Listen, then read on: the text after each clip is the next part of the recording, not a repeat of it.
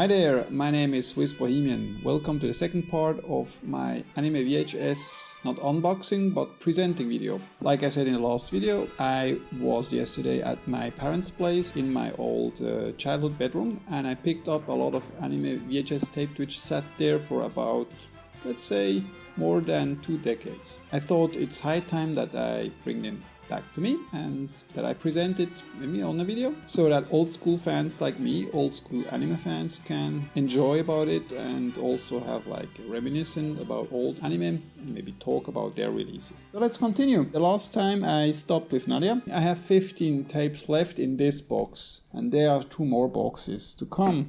Video Girl Ai, épisodes 1 et 2, Je te consolerai plus le cadeau. Bonus, carte postale. So again, a French VHS release. Video Girl Ai, it's an OAV series by Masakazu Katsura. Video Girl Ai was quite popular in France. It came out in 93-94. It came out as a manga.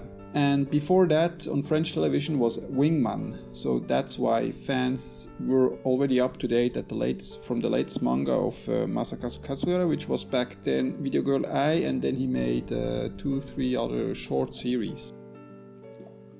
Still the old France price, 110 francs français, which is about, if you would sell it today, it's about $30 for 2 OAV episodes, which means it's 60 minutes. I saw Video Girl Ai for the first time in a shop in Lausanne. It's a city in Switzerland. In the background, somebody had the Japanese laserdisc, and I saw some of the scenes from Video Girl Ai in raw Japanese without subtitles. I was quite impressed by the artwork. So it's really well done OAV. Has a catchy opening and ending.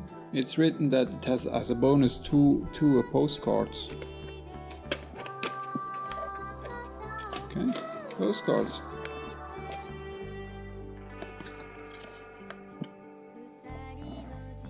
The T stands for Tonkam, I knew it.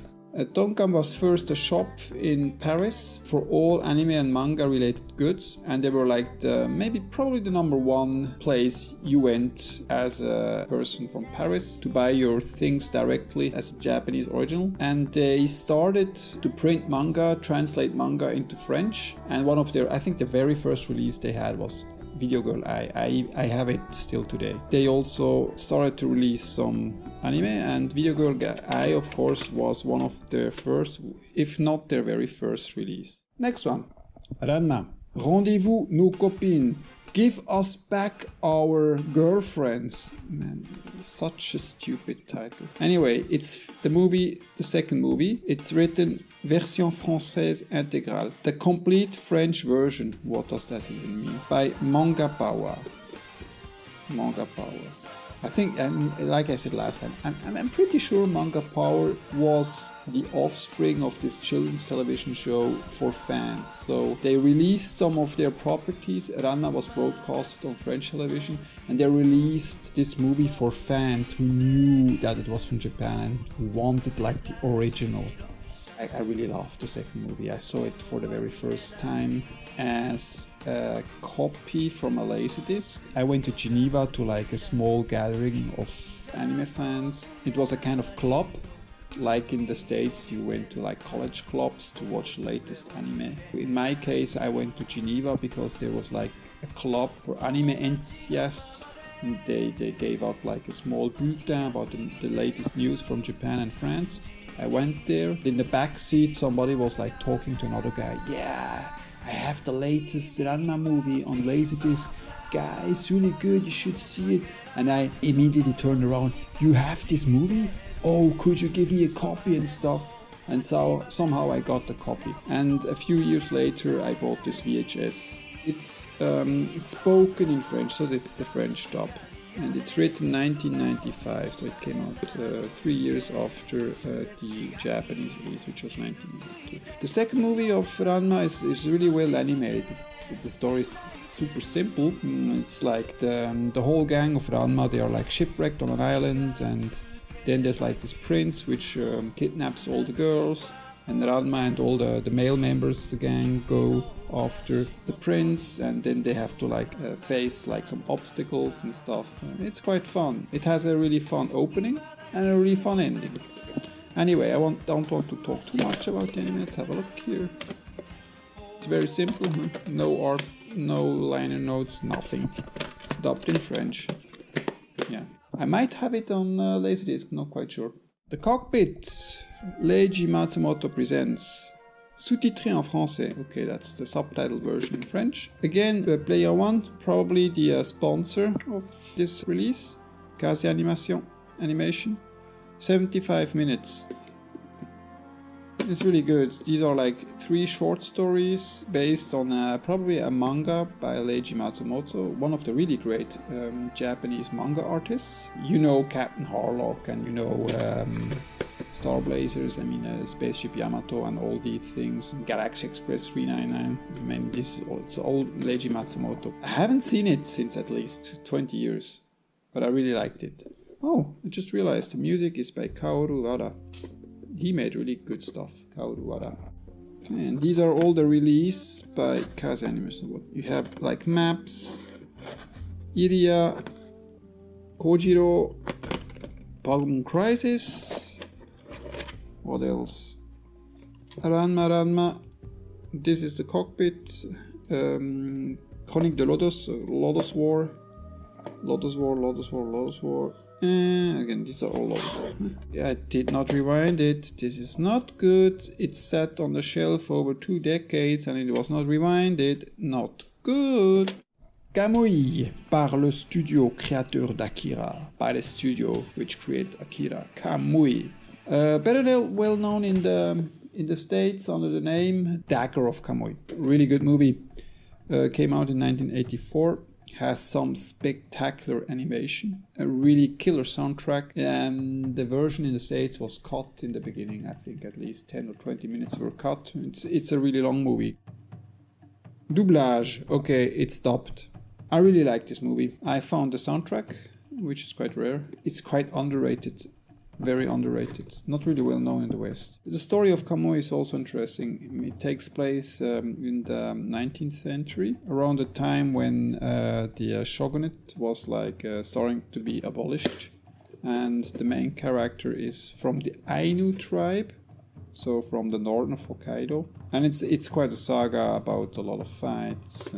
He was raised by a monk, but the monk is actually the traitor. He tries to kill him. And, a really long story, 132 minutes. They even go on a journey to the west, to the States from the 19th century. I used to like a locomotive train. It's good, it's really good. 2 tapes from Ranma. Volume 2, Volume 1. So these are the OAVs, I can tell by the artwork. Immediately, these are the OAVs from Ranma. They came out in 1992-93 in Japan, the first OAVs. This is, I think, the story of the curse of shampoo. This is this is Ranma's mother, so it has some. It was the OAV with the cooking. She came to visit Ranma and they were like in the kitchen cooking. Quite fun because Akane is really bad at cooking. So I bought these. Again by Kaze.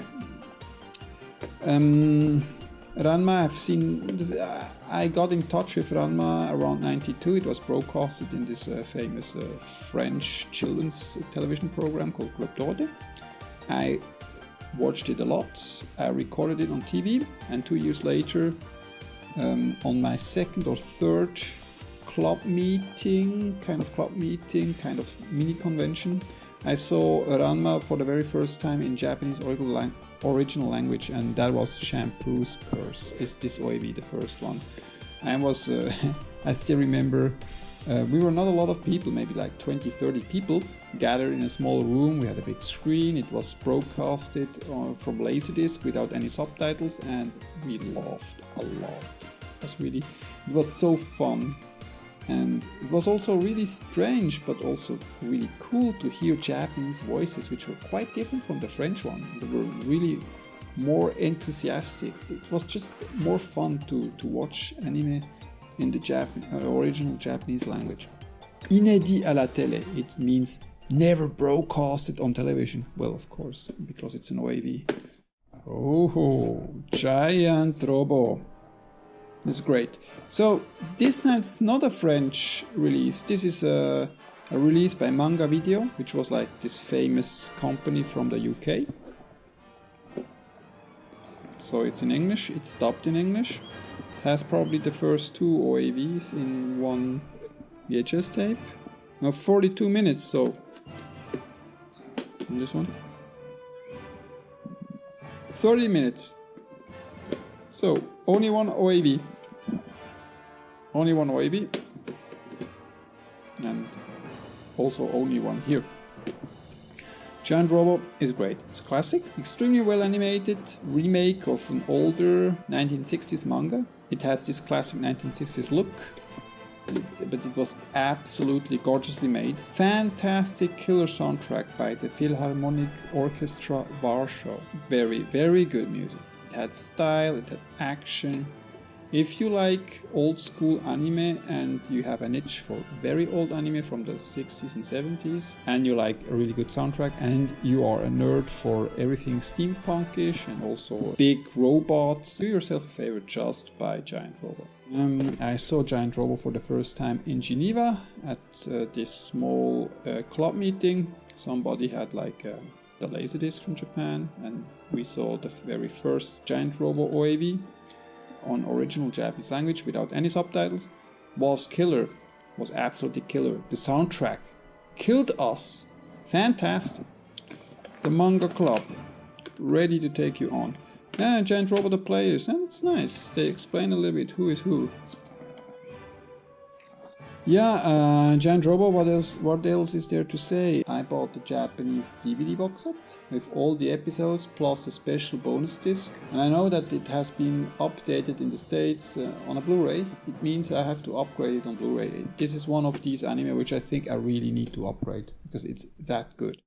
Another one which is extremely good, which is a real classic, Gunbuster by Hideaki Anno, director of Evangelion.